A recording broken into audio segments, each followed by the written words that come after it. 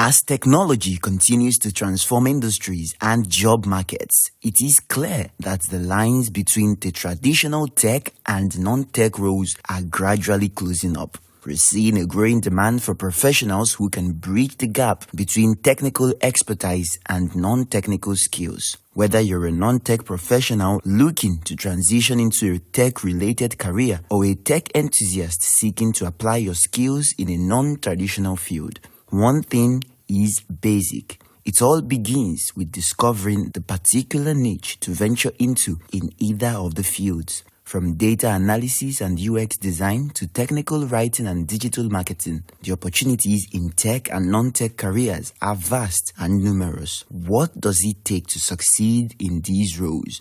And how can one discover their particular niche in this exciting and rapidly evolving space?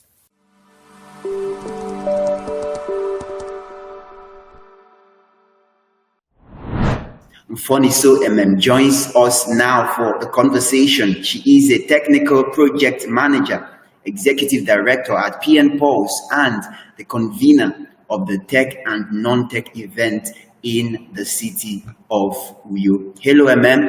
Good to have you join us. Hello, Sam. Thank you. I really appreciate the opportunity. All right, so let's get to the conversation now. Let's begin with your journey. How has it been like for you transitioning into the career that you are into right now? Was it what you studied in school? Was it what you wanted to do with your life all along?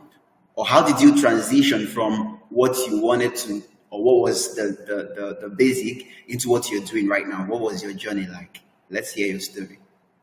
Okay, so I studied business management in school because I've always wanted to handle cash or handle people, like manage people or manage a business. But initially after school, I delved into tailoring. So I was sewing for a couple of years. So I think the whole idea of project management came in when I was serving at Delta State NYC. So I really needed something to do aside sewing clothes because it's just a passion, not really a career. I needed a career for myself. So I went through some tech listed courses online, and after a while, I decided to just try product management. I had a mentor who guided me in all those fields. But when I stumbled on project management, I like the whole process and everything, the whole definition about project management. And it somehow aligned to business management. So I was like, let me just try this one at least. So, I mean, ever since then, I've been trying it for like 3 years now, and it's really been going pretty smooth for me. I never thought I'll actually venture into anything tech, software, right? Because Right. it was never my thing. Not actually, it wasn't my, I wouldn't say it wasn't my thing. I didn't have access to information at that moment. So access to information was my problem. So I had to lay my hands on what I was doing, which was tailoring, right? But in the real sense, if you look at project management, it's still all about business management, right? Because there's actually a level you reach as a project manager in an organization or industry where you have to manage the affairs of the company. So I think I'm really not far away from my career and what I studied from in school. Okay, so amazing story you've shared. And there's this thing about when they tell people, when you are venturing into a particular career or field, make sure it's something that resonates with what you can do, your likes, your interests, and all of that. And I would like to ask you on that: do you love your job? Are you happy doing what you're doing right now, or is it for the money? For, for the money, number one, that I'm actually in for the money. Number two, I love my job so well, right? If I want to upskill, it's going to still be in project management, but maybe at the top level of it. But I Right. really love my work because it really resonates with my kind of person. I've always wanted to be being heard in the room. I've always wanted to make sure that things are done as they should to the end. I really like to see when things start and when things end. So that's simply project management. And I think I really, really, not really think, I love my work. I love my career and everything about it. Impressive, impressive. Now, you've gone from just venturing into a new career, into a new field, to um, now coaching and tutoring other people who want to toe the same path that you've told. Now, what do you say to someone who's watching right now and being like, okay, if Miss Emem could venture into what she is doing currently, how can I find my own? How can I know what are the indicators? How can I know what to venture into in the tech space? So I want to change a career. I want to get another skill. How can someone know what particular niche to go into, either in tech or in non-tech? All right. So whatever field you find yourself in, and then you want to transition or retransition. First off, it shouldn't just be because you've seen on the internet where they're saying that a particular job role pays higher than the other, right? And it shouldn't be because you've seen that the next person is actually maybe successful in it, and because of that, you want to venture into it. What do you really want to do, or what were you doing before? A clear example is like you are a nurse and you're actually that's your career, right? But you have passion for other things, maybe writing, public speaking, and all those things. You have so a vast knowledge on when it comes to the medical field. So what do you do? I'll actually advise someone to go into content writing in the medical field because you do so well. So you're not so far from your career and you're not so far from your passion. You're doing both things. So whether you're transitioning to any field, right, you see that everything aligns for you. And another thing I always tell people, if you're still finding it out to get a career path for yourself, get a mentor. I think that's number one thing that helped me. Because when I met my mentor at first, I told him that I wanted to venture into tech, but I didn't know the path I should go into. He asked me a series of questions. We had conversations, and um, they now told me I should start with product management first, right? I think by then product management wasn't really a popular course then, so people didn't really like it. But he told me I should start with it, and I told him, but there's no money. He said, no, just start with it. And over time, when I started, he now told me try UI UX.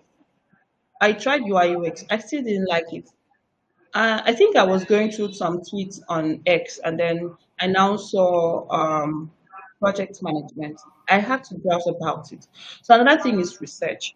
Do a whole lot of research on what you want to venture into. I've mentioned three things. One thing that resonates with you, having a mentor, and doing a whole lot of Yeah. research. That will help you in getting the information on what job role you should transition or retransition into. Amazing. And there's one thing about our generation in that a lot of people, a lot of young people, people that maybe still in school, undergraduates or school leavers, they just want a quick path to success, to just hit it big. So everyone is looking out for what skill can I learn now, and then in the next 2 3 months I'm cashing out, I'm making the money. So what would is your take in venturing into these careers? Is it a sure banker for early cashing out, or is patience really required to grow and scale in that particular skill before you begin to get the results? And how was it for you? Did you start making all the money immediately? I've not still made the money. Oh. I don't have the money. Who told you I've made the money? I've not made the money. I'm still waiting for the money to come. So that's for you to know that I'm still patient in my career field, hoping that at Interesting. some point in my career life, I should make the money. I should start making the money. So what I'm doing at this moment is just trying to, upskill one step at a time. See, wherever you find yourself, whether you're sewing, whether you're doing plumbing work, whether you're furniture, you have furniture warehouse where you're working at. Everything is all about time, right? Yeah. You can't just click, right? I teach project management. So what I tell my students is that even when I'm done teaching you for the next 3 months, I bet you will not find a job because you don't know what you're doing. you won't get a job. So what you need to do is intern, learn as much as you can. Once you're done interning, right, maybe collaborating with your teammates, you can also now start applying for more internships because it's actually when you're making your mistakes that you become better.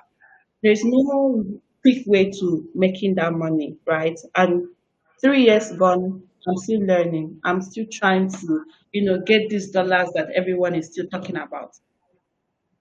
This is actually a humble submission because it's against the popular stuff we see on social media. The tech guys, everyone is just want to go into tech. People don't really know why people are doing what they are doing, but you are here submitting to the fact and being honest that it's not actually a quick way to make it amazing. Thank you so much. Now, let's talk about, you've mentioned patience, you've mentioned knowing what you really want and what resonates with you. Can you highlight 3 or 4 other qualities that are required for success in either tech or non-tech fields? Okay, another thing I wanted to talk about is adaptability, right? New as I mean, last 3 years, we didn't hear about ChatGPT, we didn't hear about Cider AI, we didn't hear about anything Open AI, but now we have it here. So, whenever you start learning, you need to, be agile, be flexible, get and be open to corrections as a person, right?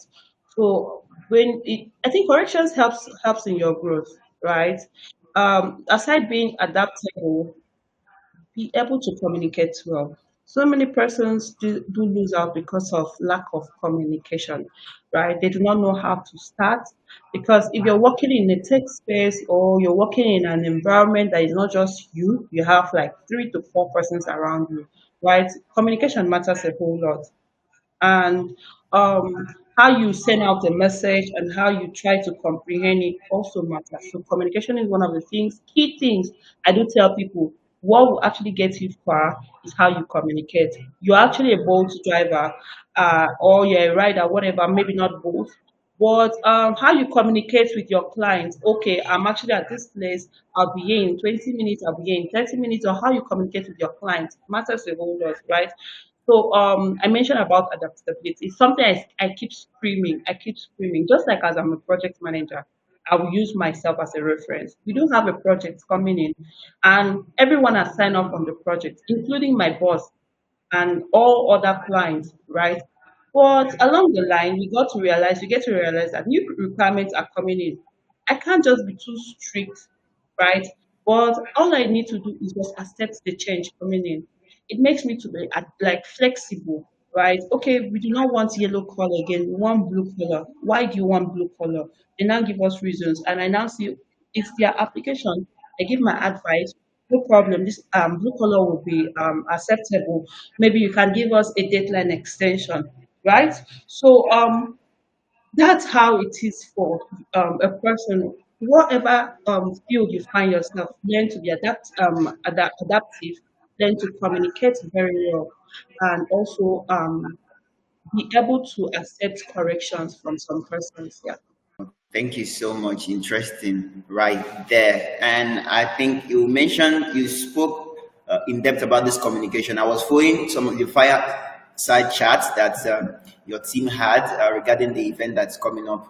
That was yesterday, and you were really talking about this communication, how it's one of the things that is really needed to succeed in the field.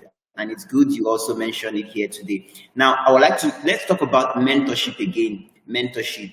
What role is mentorship on a scale of uh, you've talked about adaptability, knowing what resonates with you. At what is or does it come first? At what point does mentoring comes first? That's for someone who is transitioning. Is that the question? Okay, Yes, yes. when you have actually had some suggestions on some courses or some creative works that you want to do for yourself, maybe you have up like 3 options with you and you do not know the one that you should actually go into. think that's where a mentor comes in for you. I mean, not every person will really want to open his or her heart and teach you, but if you find one, call the person like it's like I'm doing with mine. So the mentor should actually be someone who chose the same deadline like yours. That's just it.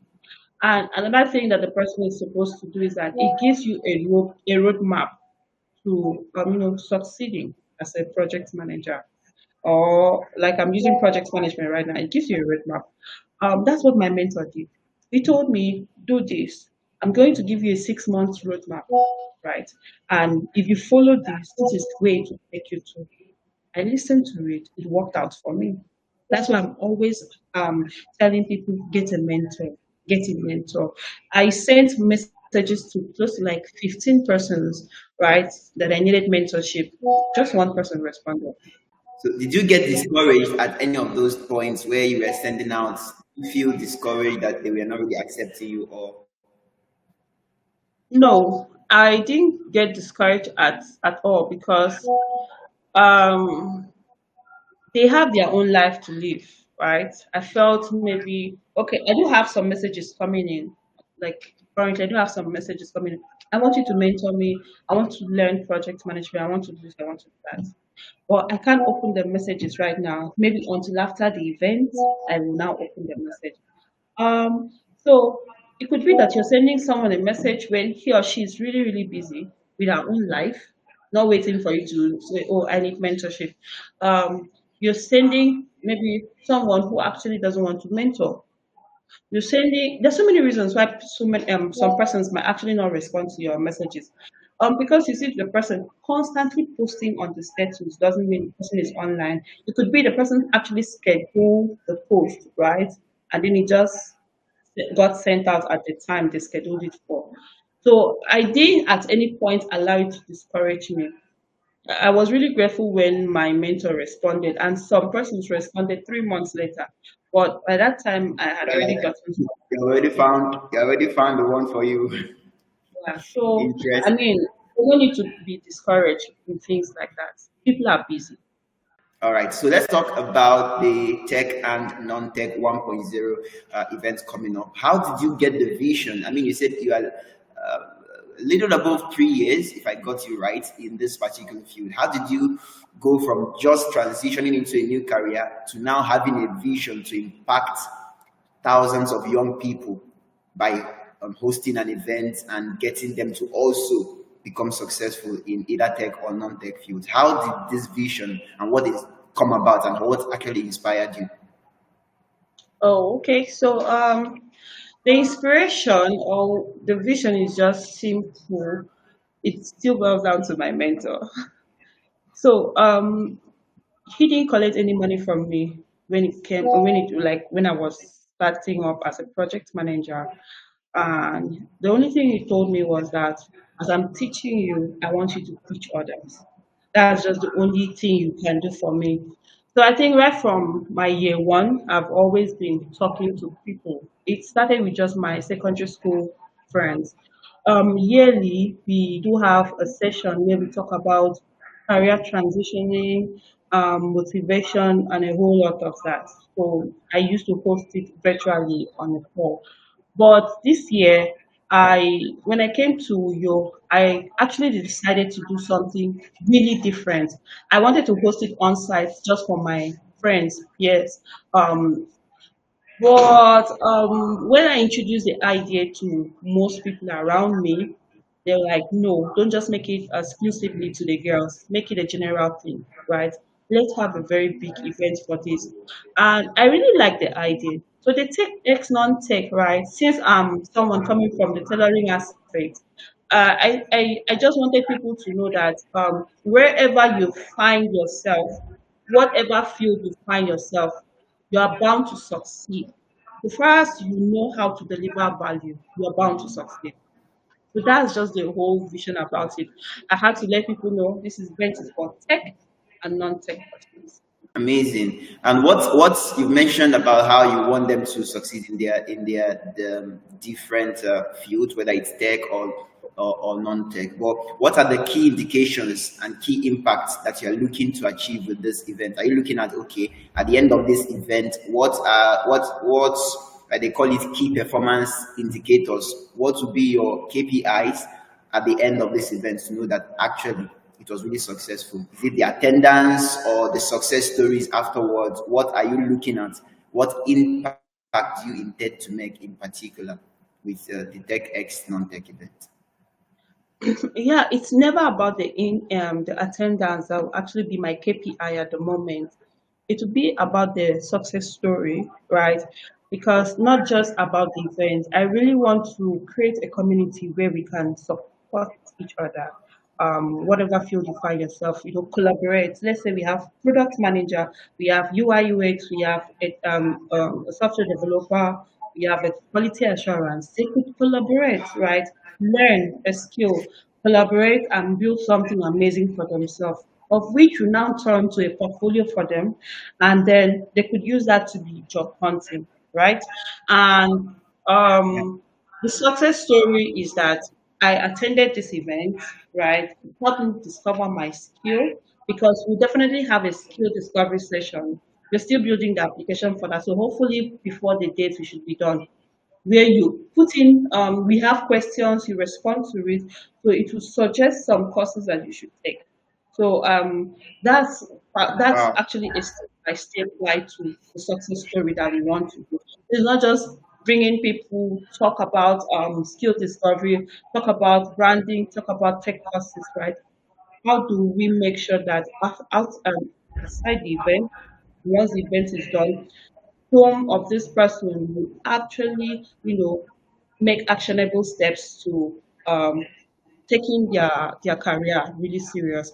Not all, definitely we know not all, but some persons. Interesting right there to know that it's not just about gathering people, because we have a lot of events happening around the country and then people just gather, and at the end of the day there's no real results from these attendees. But it's amazing to hear that you have plans of not just having people attend the event, but following them through, following them up, and then having them grow and scale in their different careers. Let's talk about who are some of the speakers that are coming in for the event, and who are some of the speakers, and of course, what should participants expect?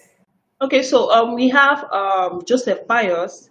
He's going to be one of the speakers talking about education, right? Leveraging education on, to getting the career skill, creative thinking, whatever it is that you want to get out of for yourself. We have Francis Onu. He's a tech guru. I call him a tech guru because he owns, co-founded the Root Hub. So he has so many ideas on tech skills, not just software development and UI UX. There's so many courses that people can venture into. So he would talk about it Yeah. extensively. And then we have Mr. Nick Emefimba. He's a brand expertise, right? So he's going to talk about branding, not just having this skill. How do you position yourself outside there, right, to be noticed? How do you make loud noise for yourself so that you get noticed by people, by your target customers, recruiters? Those are the three persons I strategically, spoke with them about this event, and they agreed to come for it. So I think with this, the attendees should just, get ready for a whole lot of information, because the entry is free. But people kept asking me with the theme of the event, is it a free entry? That makes them understand it's totally free, right?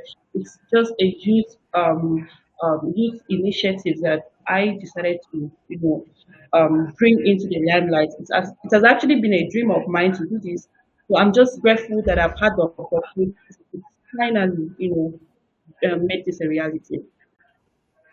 Amazing, amazing. And we're just about 8 days from the event itself, and I got to know that you're actually you're actually the sole sponsor of this event, and I'm like, wow, amazing stuff you're doing. How has it been like Before we started the show, I was like, you were saying how the stress of planning, event planning, and all of that. How has it been like hosting this particular event? Planning is not Oh, it's not been done yet, but how has it been like planning? stressful. I mean, that I think there were 2 nights straight. I couldn't sleep. I slept for just 4 hours because I was thinking. I was trying to draft out a whole lot of things. So it wasn't really easy for me. But so far so good. I've learned a whole lot about it. It has opened my eyes to event planning, what you actually need to look out for, publicity, except that event is not something that requires publicity. But for an event like this, oh God, I needed to do a whole lot of publicity for this event. So far, we've had a very good number, and yeah, from the audience. Amazing. And I'm in the group where I see a whole lot that's going on regarding the events, and I must really commend you and your team, the ones that are behind you and helping you do all of this. And I must say big kudos, and I can't wait for the events to come, and let's see the impact that it would have in the lives of the youths and in the city. And I do wish you the best in your endeavors. And hopefully, this is once you're done with the event, maybe the money will start coming in. Since you say that you've not started making the money yet. I need the money to start coming in so I can start telling people how I've been earning in dollars. Please. Right, right, right. Thank you so much for being on the show. Of course, that is Mfoniso Emem. She is a technical project manager and the executive director of PM Pulse, and of course, the convener of the TechX non-tech event happening in the city of Rio. Thank you so much for joining us on Tech Insights. Thank you. Thank you.